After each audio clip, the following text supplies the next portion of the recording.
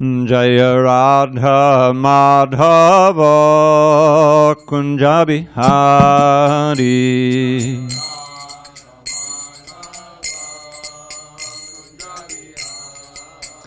Jaya Radha Madhava Kunja Bihari.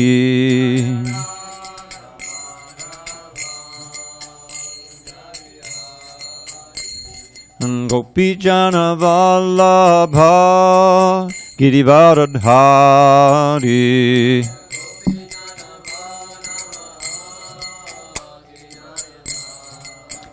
Jaya Gopi Jana Vallabha Girivaradhari.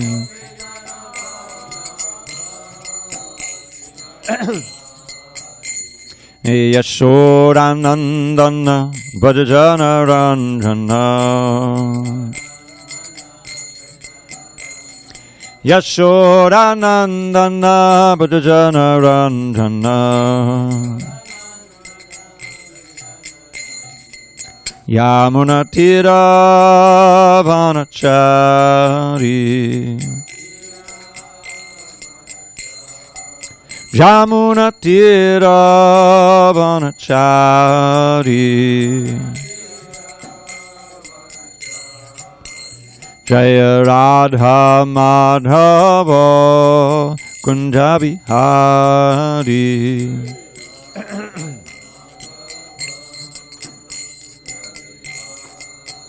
Jaya Radha Madhava Kunja Bihari.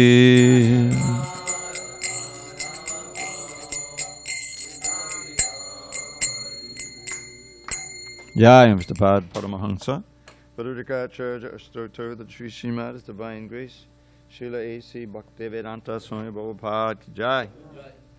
ISKCON BBT founder Acharya Srila Prabhupada Ki Jai. Jai Om Vishnupad Paramahansa Padurikacharya Astotar the Sri Srimad His Divine Grace Srila Bhakti Siddhanta Saraswati Thakur Ki Jai. Ananta Koti Vaishnavindra Ki Jai. Namacharya Srila Haridas Thakur Ki Jai. Grantharaj Srimad Bhagavatam Ki Jai. Samaveta Bhaktivinoda Ki Jai. All glories to the assembled devotees. All glories to the assembled devotees. All glories to the assembled devotees. All glories to Shri Guru and Gauranga. All right, give me 1 second here.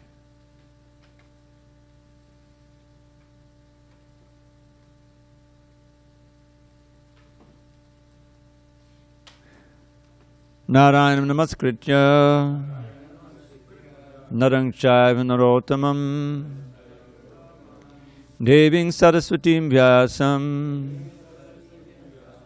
Tato Jayamhadiriyet. Before reciting the Srimad Bhagavatam, which is our very means of conquest, we should offer our respectful obeisances unto Lord Narayan, the Supreme Personality of Godhead, unto Narayan Rishi, the supremest human being, unto Mother Saraswati, the goddess of learning, unto Srila Vyasadeva, the author, and unto Srila Prabhupada, the translator, commentator, and our spiritual master. Nashtaprayesha Bhadreshu Nityam Bhagavat Sevaya Bhagavatuttama Shloke Bhakti Bhavati Naishtaki. By regular attendance in classes on Srimad Bhagavatam and by rendering devotional service to the pure devotee, all that is inauspicious within the heart is destroyed almost to nil, and loving devotion to the Supreme Lord, who is glorified in transcendental songs, is established as an irrevocable fact. Om Namo Bhagavate Vasudevaya. Om Namo Bhagavate Vasudevaya. Om Namo Bhagavate Vasudevaya.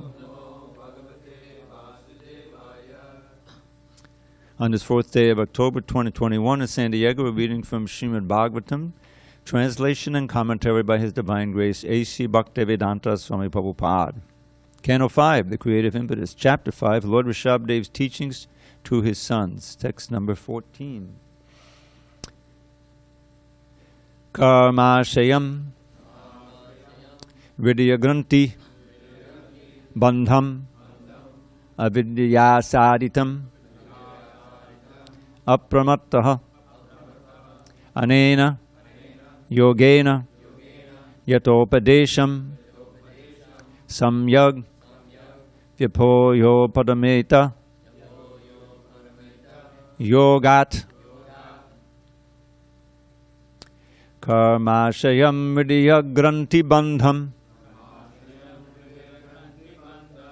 Avidya Saditam Apramattaha Anena Yogena Yatopadesham Samyag Vyapoyo Padameta Yogat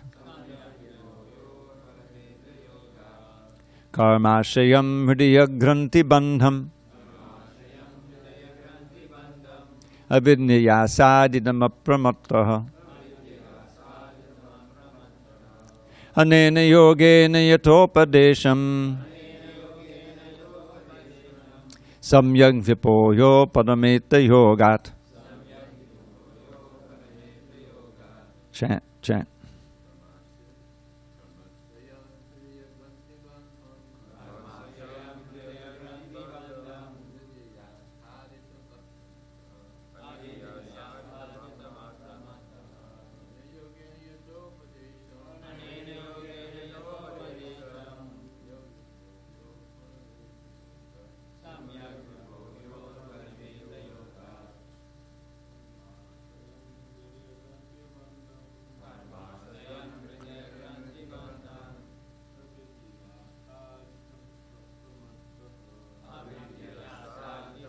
Mattaha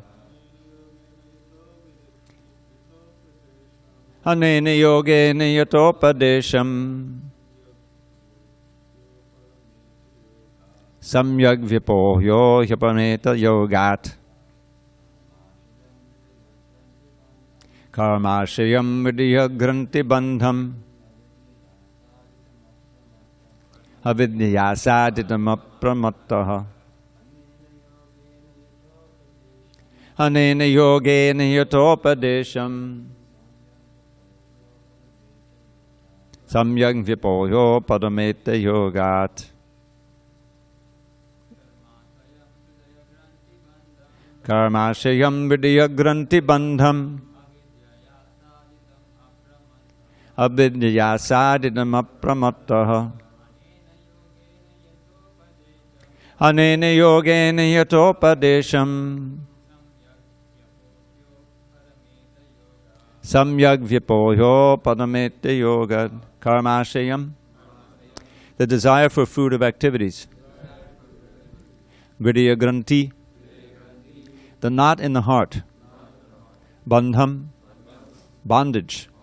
Avidya, because of ignorance. Asaditam, brought about. Apramattaha, not being covered by ignorance or illusion. Very careful. Anena, by this. Yogena, practice of yoga. Yata upadesham, as advised. Samyak, completely. Vyapohya, becoming free from. Upadameta, one should desist. Yogat, from the practice of yoga. The means of liberation. Translation.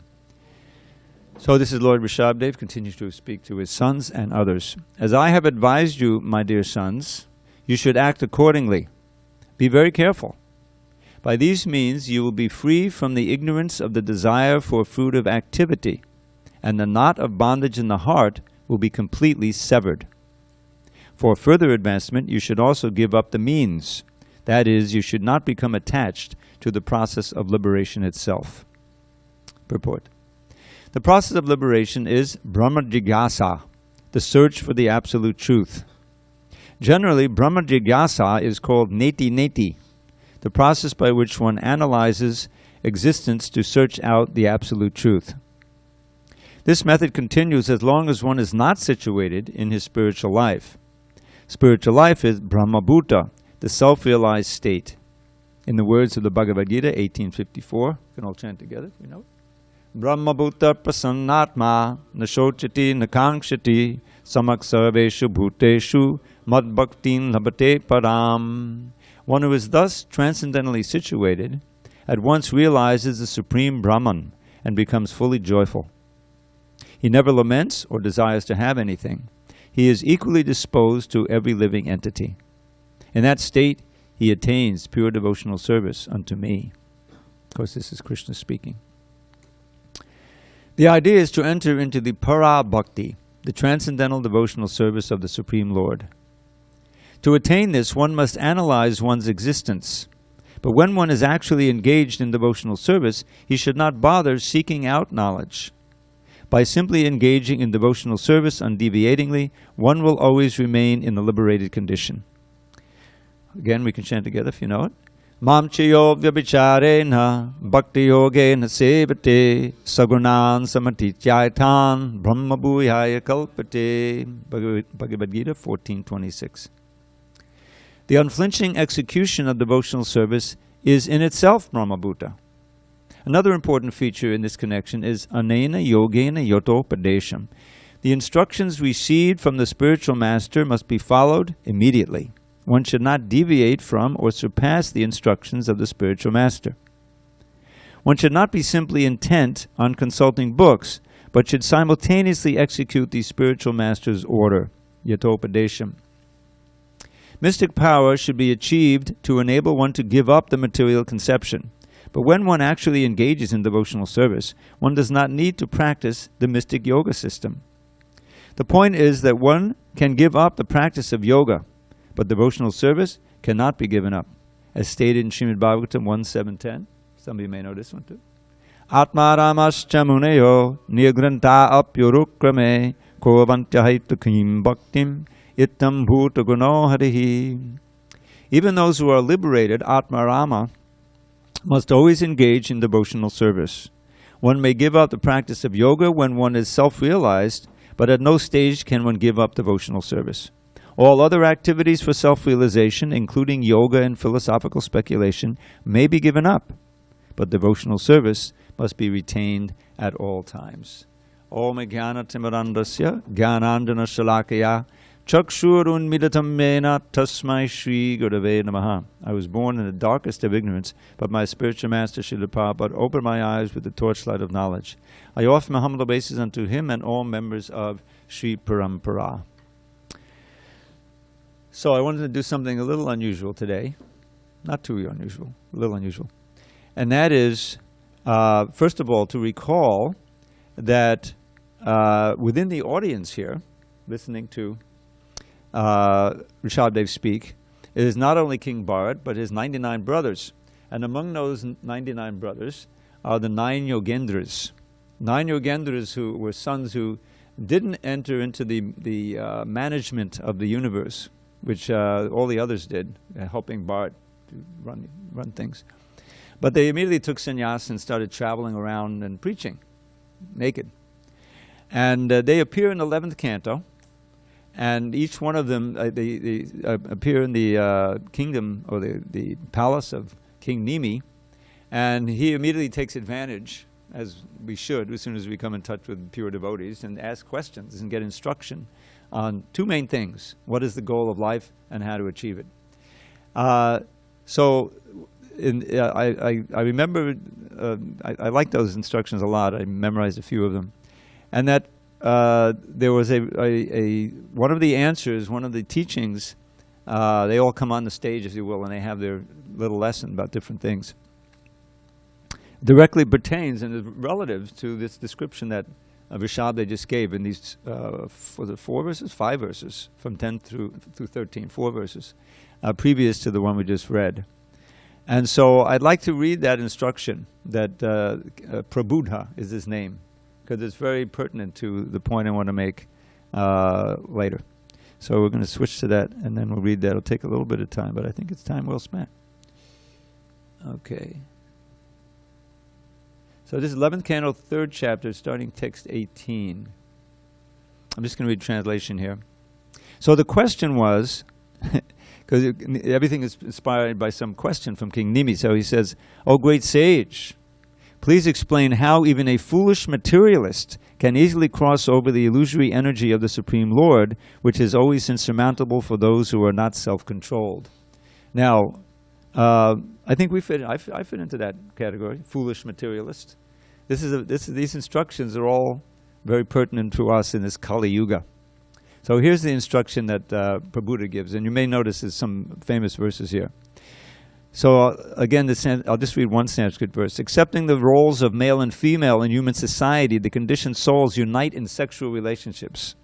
Thus, they constantly make material endeavors to eliminate their unhappiness and ultimately unlimitedly increase their pleasure. But one should see that they inevitably achieve the exact opposite result. In other words, their happiness inevitably vanishes, and as they grow older, their material discomfort increases." Okay. Then he continued describing this materialistic life. "Wealth is a perpetual source of distress. It is most difficult to acquire, and it is virtual death for the soul. What satisfaction does one actually gain from his wealth? Similarly, how can one gain ultimate or permanent happiness from one's so-called home, children, relatives, and domestic animals?" You can just add cars, vehicles, whatever we have today. It's the same instruction. "All of which are maintained by one's hard-earned money." Now, one thing you can note here that this is directly an expansion of that instruction from Rishabdev. That entanglement begins with the sex desire between the man and woman, and then if they get really attached, then they get married, and they atta griha chetar sutta apta vitar. Then comes a home and the job or field of work, children, relatives, and all of this is supported by money. And all of this simply generates and makes very, very tight the knot of false ego in the heart, bound up to this will. So that's the first instruction here from Prabhupada. Then he goes on. So that's on this planet. That's in this. But what about heavenly planets? Maybe we can be happy up there. "One cannot find permanent happiness even on the heavenly planets, which one can attain in the next life by ritualistic ceremonies and sacrifices. Even in material heaven, the living entity is disturbed by rivalry with his equals and envy of those superior to him. And since one's residence in heaven is finished with the exhaustion of pious fruitive activities, the denizens of heaven are afflicted by fear, anticipating the destruction of their heavenly life. Thus they resemble kings on this planet, who, though enviously admired by ordinary citizens, are constantly harassed by enemy kings and who therefore never attain actual happiness." Did we hear about the sword of Damocles yesterday? Or maybe that was in another lecture I heard, but it's similar. In other words, someone was saying, "Oh, I wish I was a king. I wish I was like, you know." And they said, "Yeah, it's just like you're enjoying something, but there's a sword hanging over you by a thread. At any time you can be killed by some rival and things like that, or by the time itself." So even there's no happiness even on heaven where there's all this rivalry. Therefore, those who know this verse can chant along. Tasmad gurum papadyeta jigyashu shreya uttamam shabde parecha nishnatam brahman upashamashayam. This is Prabhupada's favorite verse for describing how one must approach a guru and describing the qualities of the guru. Therefore, any person who seriously desires real happiness must seek a bona fide spiritual master and take shelter of him by initiation. The qualification of a bona fide guru is that he has realized the conclusions of the scriptures by deliberation and is able to convince others of these conclusions. Such great personalities who have taken shelter of the Supreme Godhead, leaving aside all material considerations, should be understood to be bona fide spiritual masters. And this is, of course, the 11th canto. Prabhupada didn't translate the 11th canto, as you may know. But this translation comes from his translation, I think, in the Chaitanya Charitamrita. This is Prabhupada's speaker here. Now he explains the process, having surrendered, what one should do. Accepting the bona fide spiritual master as one's life and soul and worshipable deity, the disciples should learn from him the process of pure devotional service. The Supreme Lord Hari, the soul of all souls, is inclined to give himself to his pure devotees.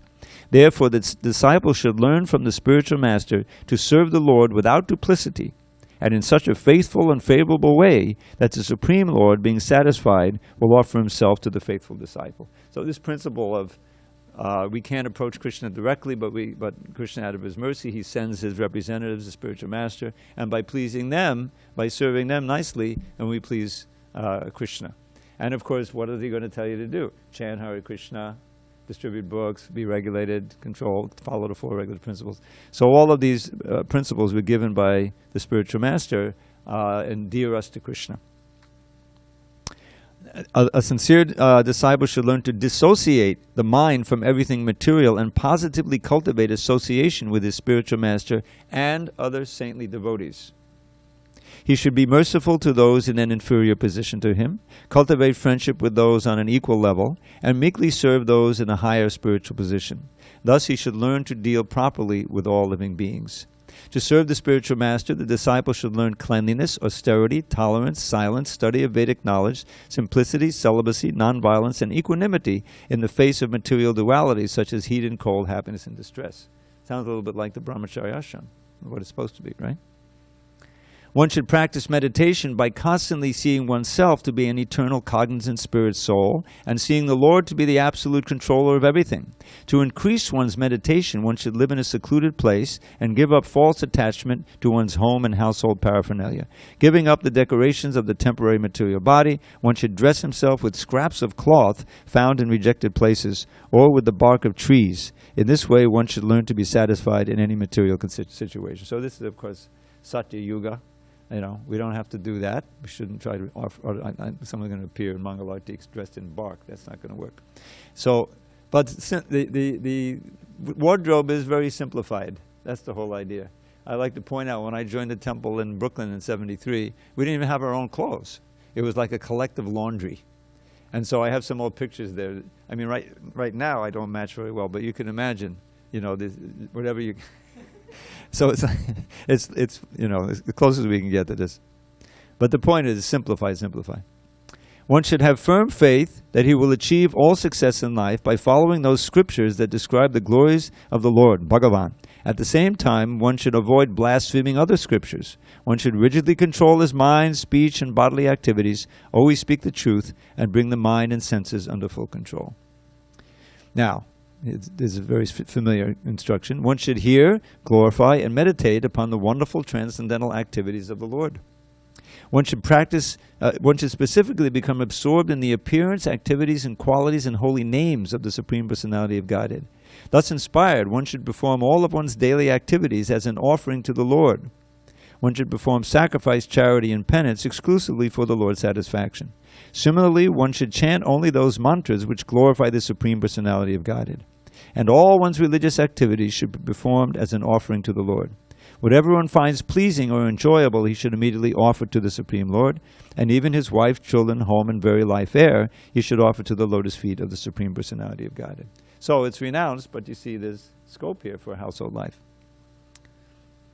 Okay, I'm getting to the part that I really want to emphasize. One who desires his ultimate self-interest should cultivate friendship with those persons who have accepted Krishna as the Lord of their life. One should further develop an attitude of service toward all living beings. Sounds like the Sankirtan movement.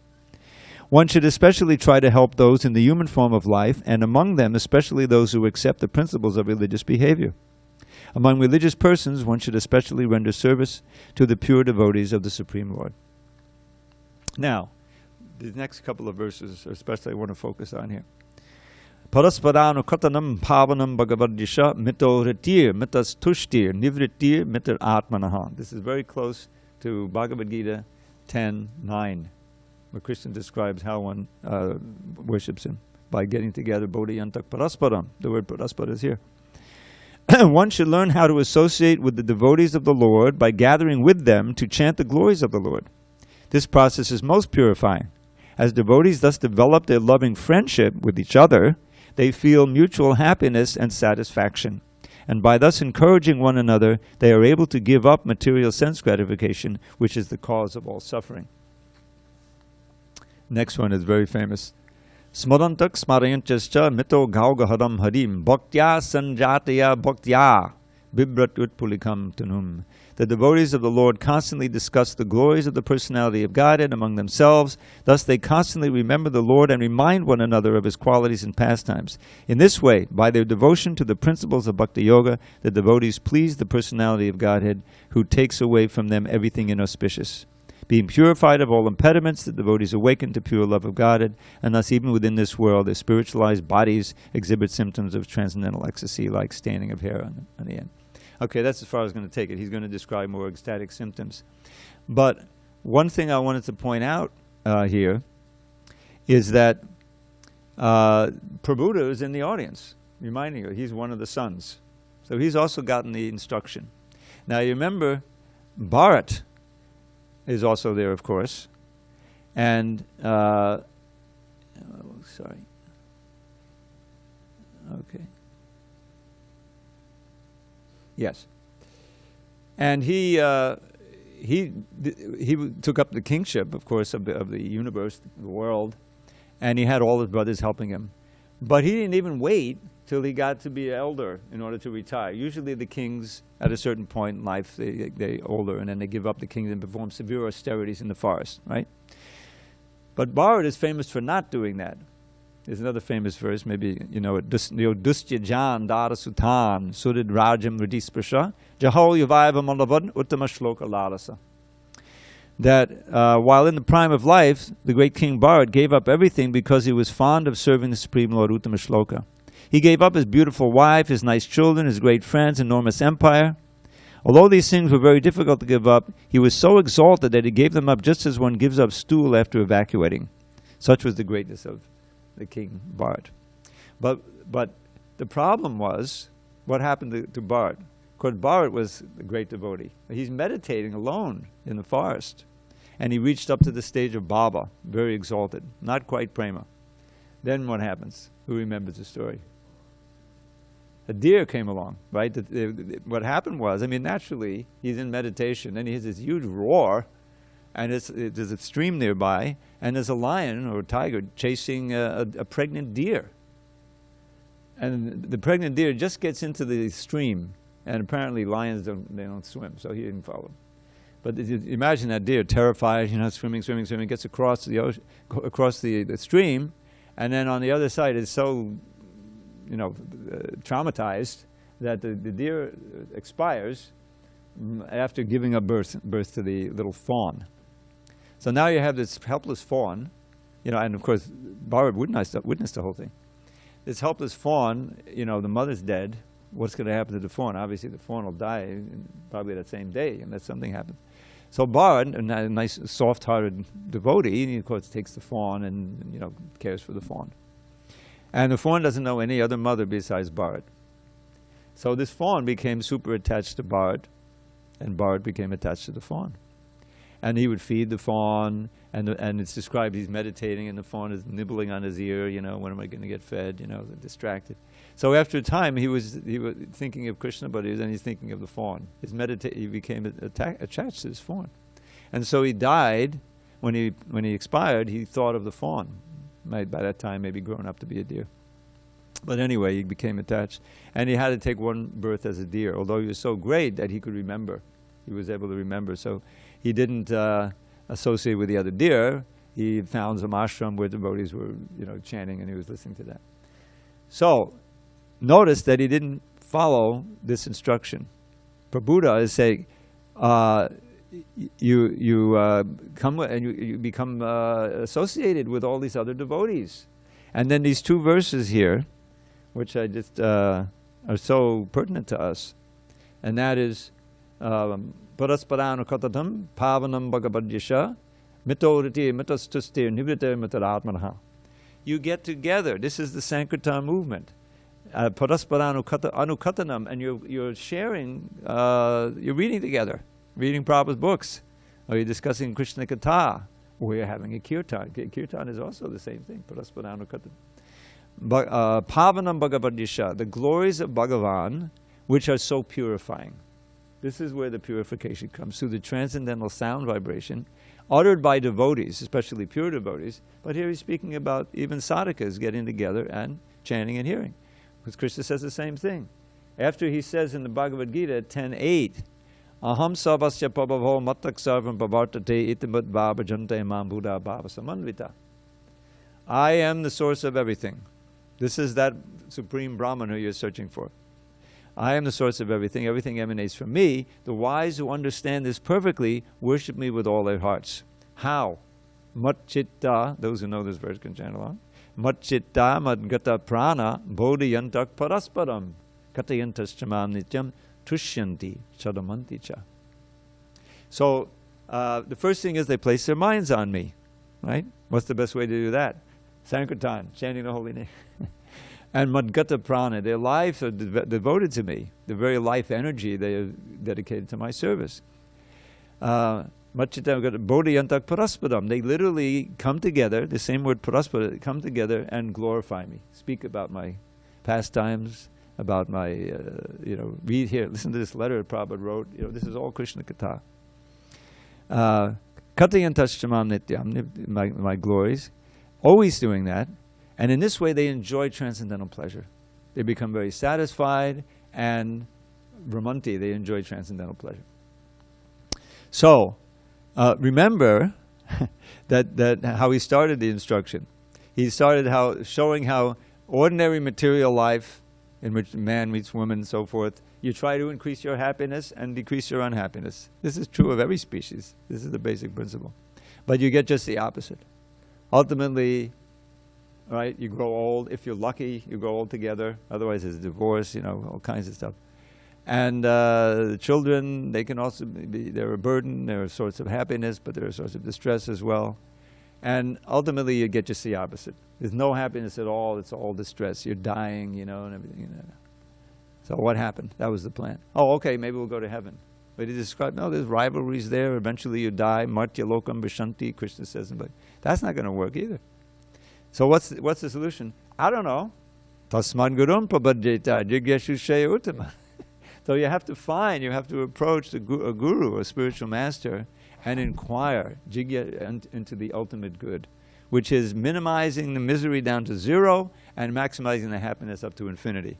Can't have it on the material plane. Obviously, that's only in the spiritual world. So how to achieve the ultimate good? What is the ultimate good and how to achieve it? That's the approach. Who is that guru? Shabde Parechanishna, completely fixed in the Shastra. He knows it, he follows it, teaches it. And Brahman Upashamashayam, fixed in Brahman, in the form of the Shastra and the holy name, etc. And Upashamashayam, completely detached from material sense gratification. How do you know? You see someone, Vacho Vegam, Manasakroda Vegam, Jivva Vegam, Anuropasta Vegam. First verse of the Upadeshamrita. These are things you can observe. You see someone for some time and say, wait a minute, this person is losing his temper, the Krota is there, and he's getting together with some of the disciples, women disciples. No, this is not the person. Anyway, I'll tell you a story about Amala Bhakta another time, how he joined the movement. He became disenchanted with his guru because he saw he didn't know these 6 items, but he could see that it was just not happening. So anyway, this is the definition. And then what's going to happen? You follow the instructions, as I read this instruction of Prabhupada. And it's all, practically reading about the Hare Krishna movement. The ashram, if you really, join full time, and everything. You can be a householder as well, but it's more difficult. And ultimately coming to the point, but the fallacy of Bharat was that he went alone. He was all alone. He didn't, and he was very powerful and everything, but eventually Maya came in the form of this fawn, and he had nobody to consult with. He had no guru to consult with. And he said, there's no God brother to say, hey, you're falling into Maya, come, get out of here. He should have taken care of that fawn, stabilized the fawn, and then when the fawn was asleep one time, taken off. He should have taken off from there. But he wasn't too much at that. So this is a wonderful contrast here, and these parasparano katanam, these verses, smarantak smarayanchas. When you share some Krishna Katha, which can simply be and should be reading Prabhupada's books together, you're remembering Krishna yourself, and you're causing others to remember. This is the essence of the Sankirtan movement. This is why it's so ecstatic. You're remembering. If you're preaching to someone, you're selling a book, you're figuring out how to do, then you're remembering Krishna, there's no question. And you're doing the service that's most dear to Krishna, as he says in the Bhagavad Gita. So naturally you're going to make advancement. And you're reminding someone of Krishna, and if that person, a certain, maybe a small percentage, but some percentage, they actually come to the temple, they read the book, then this is very fulfilling. You're doing exactly what Lord Chaitanya wants us to do, which is Yare Dekatara Krishna Upadesh, whoever you meet, give them Krishna Katha. In this way, deliver this land. He gave that instruction to Kurma Brahman, but he gave it to everybody. So it's feasible for us. It's feasible. This immersing oneself in Krishna Katha, that's what the chanting of the holy name is all about. It's the purest, most powerful form. It's especially meant for this age. It's given by the Yuga avatar.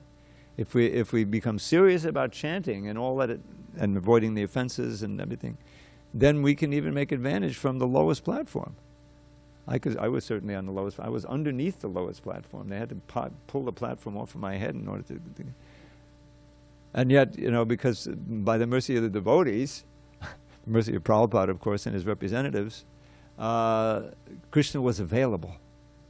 This other alternative was available. Otherwise, you got to choose some variety of sense gratification, which is always suicidal. That's the fact of the matter is. Nunam pramatta kurate vikarma. Notice that he used the word apramatta. But here, Vishaddev says, Nunam pramatta kurate vikarma yadindriya pritaya pranoti. Certainly those who simply, after sense gratification, are mad. It's madness. Because that ensures another birth. And in today's world, it ensures a whole ton of misery before you die. I mean, because naturally, if you have a society that's a so-called civilization that's just focused on sense gratification with no counteracting instruction or knowledge, then it's going to become more and more extreme. Just look at the drug culture. I remember the drug culture meant basically marijuana and LSD. Now, LSD could be a dangerous drug, but I thank Krishna for inspiring me not to take it back in the day. But marijuana, that was just a regular thing. That was part of the culture. So nowadays, now they've legalized it. Great, practically all over the country. So even, I'm sitting in my apartment there, and it's wafting up from the other apartments. Okay, what are you going to do? Turn on the exhaust fan, blow out. But it's much more powerful. It's much more powerful. They refined it, because they can make more money. Much more powerful marijuana than I had back in the 60s. And it's actually dangerous. You take enough of it and you get paranoid, and that's just, the least of it. You buy some pill on the street. Oh yeah, I bought from you before. This time it's laced with fentanyl. You go in, practically you die, or you ruin your brain. It's because they don't have. They're looking for the soul is looking for that ultimate happiness, but when you're looking in the material world, then you just become more and more degraded, as Vishaddev says, more and more degraded. So the whole process of Krishna consciousness, because we're living beings, we're looking for happiness, we're looking for relationship. And if we don't find it in Krishna, we're going to try to find it among relative beings, and our senses are going to be dictating. We have to serve. That's our nature, as minute living entities. Anksha. Mamai Vangsha Jiva Loki. It's Sanatana. So the Anksha, we're Krishna's energy, we're eternal, we're Satchidananda in our real nature, but because we're we're infinitesimal, we can easily be covered by the material energy. And that's always a choice. We're always on marginal energy. That's Prabhupada written it, because there's some confusion. There can be, you can understand. Krishna says, Yat Gadvana Nabartam Teta Dhamma Paramamgama. If you go to my Dhamma, if you go there, you'll never come back. So the natural question is, well, how did we fall in the first place?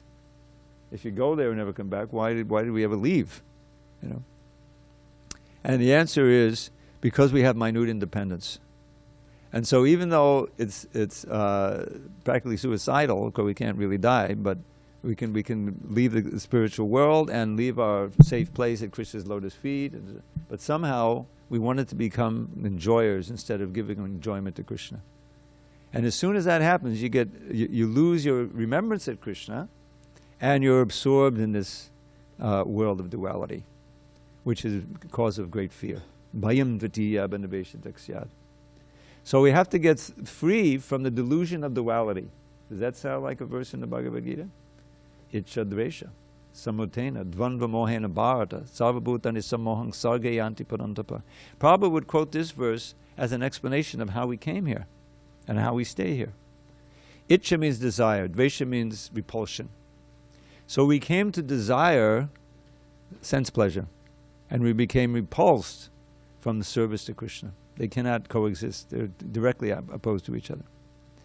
And because of that, we became covered, and dvandva moha, dvandva mohena bharata, we became, it's a rise from the icha dvesha, from the material desire to enjoy and the material desire to not serve Krishna. Dvandva mohena bharata. And from that delusion of duality, sarva bhutani sammoham, all the living entities are in this world are covered, bewildered. Sarva was sammoham, sargayanti parantapa, they come into this creation. This is how we're created. So we have to get free from that delusion of duality, that there's something pleasurable, painful, that if I just increase this, I'll be happy, and then I won't be unhappy, and all these things. So that's the next verse. Yesham dvandakatam papam jananam punyakarmanam te dvandamohane makta bhajante maham jidavata. We have to come to the point, we're trying to come to the point, of serving Krishna with very firm determination. That lack of determination is Maya trying to undermine our safety, our condition at Krishna's lotus feet, and again make us her servants, you know. So how to attain it? Give up sinful activities for a regular principle. Antagatam papam. Ejanam punyakama. Just perform pious, in this case pious activity means activities of bhakti. That's the movement. That's the Hare Krishna movement. Giving us an opportunity for the serious people to come into an environment where you can get the strength to do that and be inspired to do it. And then by practicing Krishna consciousness with some determination, you come more onto the safe side, because your immersion and attraction to the dualities of this world and trying to figure out ways to enjoy is slackened. Maya withdraws because you're increasing your attraction to Krishna. And you're starting to feel spiritual pleasure, and your faith is increasing. You're getting spiritual muscles. But it all depends on continuing to, as described in this wonderful instruction by Prabhupada, in the verse we read today, to always be ready to follow the instructions of the spiritual master. That's why it's so important. And it's clear in the first chapter of Adi Lila that as spiritual masters, those who are representative, your initiating guru could be 10,000 miles away in India, you know, but they're representing faithfully, then their instructions have to be followed on how to, you know, what to give up and what to, you know, how to refine your service. So many details are there. In this way, by the flow of authority, genuine authority, we come under the protection and under the instruction of Krishna through his parampara. And that's our way out. Prabhupada described this like, I'll end with this one verse I put into a poem. It's like a rope that Krishna's put down into this material world. We just have to hold on to it. The process of devotional service, the Hare Krishna movement, the holy name, all of those consist of that rope. We hold on to it carefully by following, and it will be pulled right out. So there's a nice verse. Manasijapandi dushte, labdabatosmi dushte, timanagahana rupe, handa sangsara kupe. Ajadanakaladakshahe tamundara daksham upanayamama haste, bhakti rajam namaste. You know this one too, brother? It's one of my poems. So he says, fallen in this deep and dark and dirty well of Maya, helplessly, how's it go? Threatened by the snake of lust, whose venom burns like fire. Helplessly I pray, O Lord, whose strength is ne'er in doubt, place the rope of bhakti in my hands and pull me out. Prabhupada, he refers to this verse, not exactly, but that idea of the rope of bhakti. So our job is to hold on to that rope as tightly as we can, and that's all the process we've been given in like Prabhupada in his books and instructions and his representatives. And we can actually come to the point, as described by Prabhupada at the beginning of his instruction, to increase our happiness unlimitedly and decrease our distress down to nil. Only available in Goloka Vrindavan at the lotus feet of Krishna. Okay. I'll end there. Any questions, comments? Hare Krishna. Okay. Go ahead, Vijay, Krishna Babu. Yes, Dravida Prabhu, thank you very much. The quote from the translation is, quote, "As I have advised you, my dear sons, you should act accordingly. Be very careful," end quote. So my question is very simple. Why very careful? Why not? No. Why very careful? Yes, because that is my question. Because Maya has so many tricks to try to when this is her job, her thankless task, to see how serious we are, to hold on to Krishna's lotus feet. The thing is that we've been here a long time in the material world, and there's an infinite ways in which we can become attracted to the material energy. And so, one of the most obvious is, for devotees, is that you're practicing strictly, following, you're preaching, you're experiencing Krishna consciousness, and naturally you get a position of leadership, right? So along with that, you're going to get honor. Used to be you get maha all the time. Nowadays you can, it's a little easier to get. But when we had, you can imagine if there's 40 devotees living here, as there used to be. There's not maha for everybody, But if you're a temple president or maybe the temple commander, then you can get maha every day, So the idea is that you can get proud. Pratishtasha, the desire for fame, name and fame, and all these different things. And with that position comes all these perks. So if you're not careful, then that anartha, which is like a weed growing in your heart, is that you're trying to cultivate a garden, right? The seed of bhakti has been planted by the spiritual master and his representatives, and the faith and instruction. So you're nicely following, and it's starting to grow. The plant, the bhakti lata. But weeds can grow in the form of offenses if you're not careful, or you can commit the maha offense, the greatest offense, which is offending the spiritual master or the great devotees, and the whole garden can be uprooted very quickly. So you have to be careful of that. But aside from that, there are other more little subtle things that can happen, that can start to cover your heart with this desire for name and fame. And then what will happen? Well, one day you don't get the honor. You didn't get the maha. What happened to my maha? Who stole my maha, prasadam? Did you steal it, Tyler? No, I'm just kidding. But suddenly you're accusing devotees of, demeaning you, That's exactly opposite. And there's an offense is committed. And if you commit an offense against devotees, then I've seen it. It's tragic. What happens is you lose your taste. You're chanting. You used to be blissful in kirtan. It's not there anymore. What happened? What happened is that Krishna withdrew that. That's all Krishna's blessing. So this is there's a danger at every step, not only materially, but in the spiritual efforts. There's also danger. And we have to be vigilant and know what the offenses are, and always be, and this I'll tell you a little story on my own, because I, when I was back in '75, I was 2 years in the movement. I was very fortunate to be able to go to India and be there for the opening of the Krishna Balaram temple. Also, Prabhupada gave me Brahmin initiation there in Vrindavan. So first we went to Mayapur. And that was an ecstatic experience, you can imagine. I of course, got sick, but that's another story. But then we took a train to Hyderabad, where they were just building the temple. And the temple was almost ready to live in. We were living on the rebar and everything anyway. So Prabhupada gave some wonderful lectures there on these instructions for Shabdev. So on that plane trip, on that train trip to Hyderabad, which, hours and hours. So I was there with a devotee. I forgot what is his name. I forgot his name now, but he was a well-known book distributor at that time. And so I started chatting with him. I was a little tired and this and that. And I started saying some criticism, not really heavy, but some criticism of this devotee, that devotee. He stopped me. He said, no.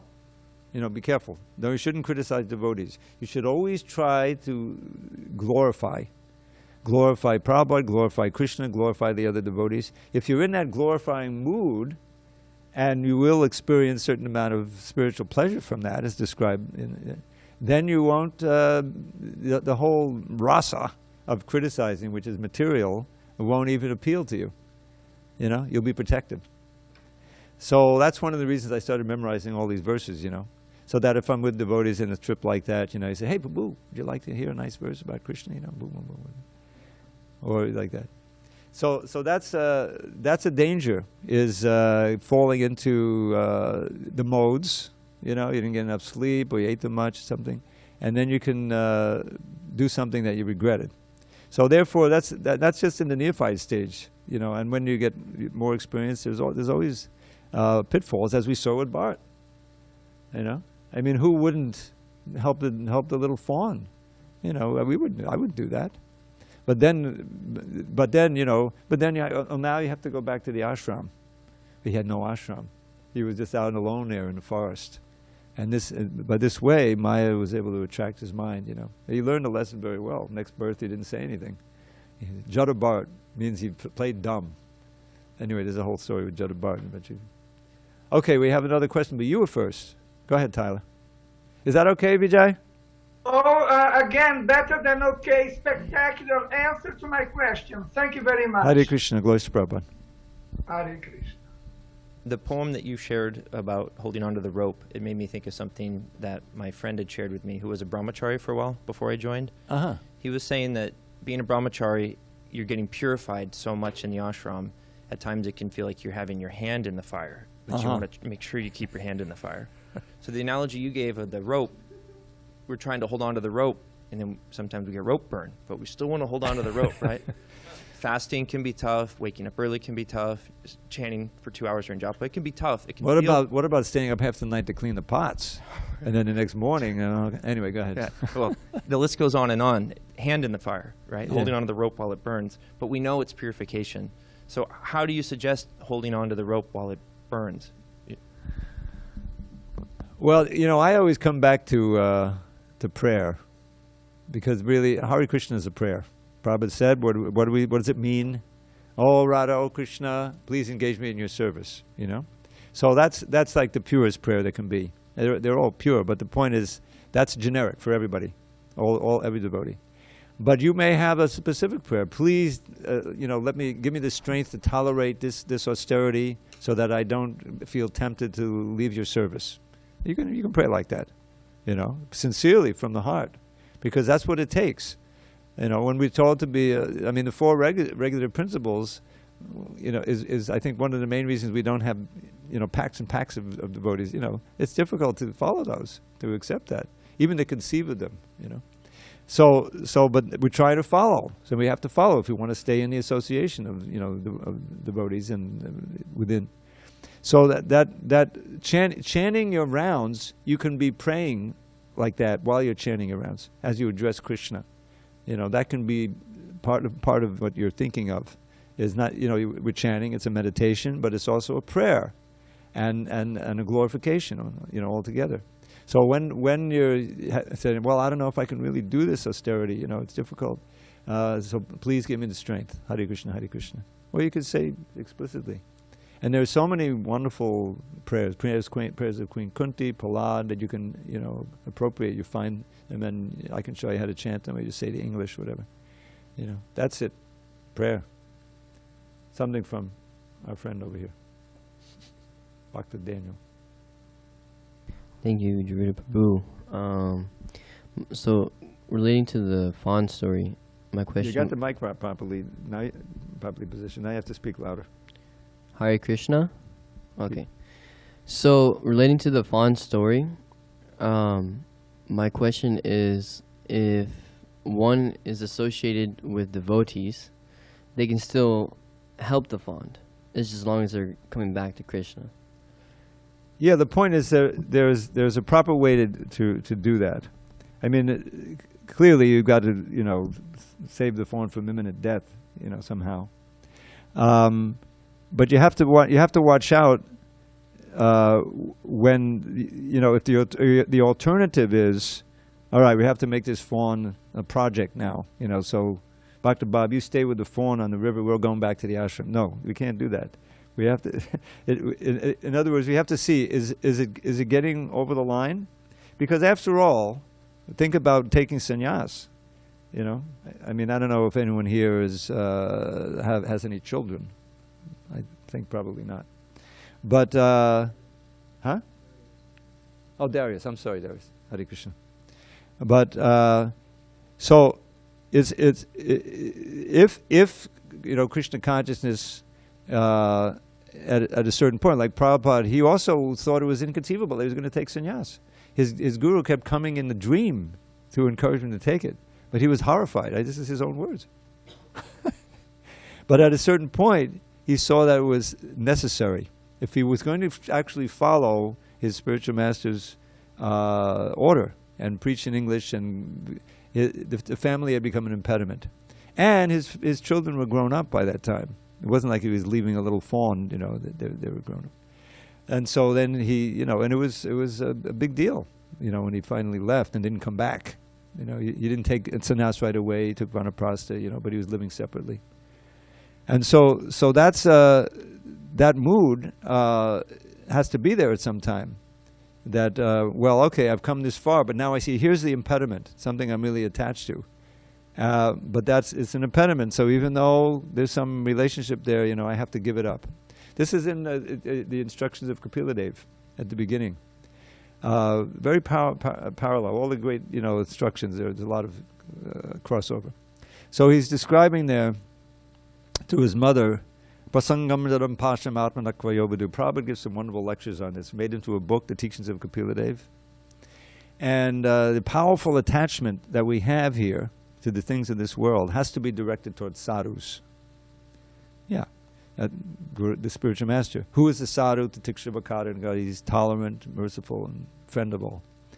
And then, how did he get that way? By undeviating devotional service to me, he says. So he's describing that. Mayananena bhavanam bhaktim kurvanti yedvidham matkrate chakta karmanas chakta swajana bandhava. That my pure devotees, the ananyena, Prabhupada quotes mamchiyova bacharena, it's the same idea. That undeviating devotional service to me. This is how the sadhus, which are pure devotees, develop the qualities that he describes in the first verse. Tolerant, no enemy, merciful to all, friend of all. So undeviating devotion to me, kurvanti yedvidham, very, very strongly determined. And then he says two things. Matkrate chakta karmanas. For my sake, they'll give up any activity that they're attached to. And if there are impediments, he'll give up relation to his friends and family. Matkrate chakta, giving up. Swajana, bandhava. Swajana is close relatives, bandhava is friends, and so forth. If there are impediments, which they may very well be, and that's what Prabhupada did. So, was that your question?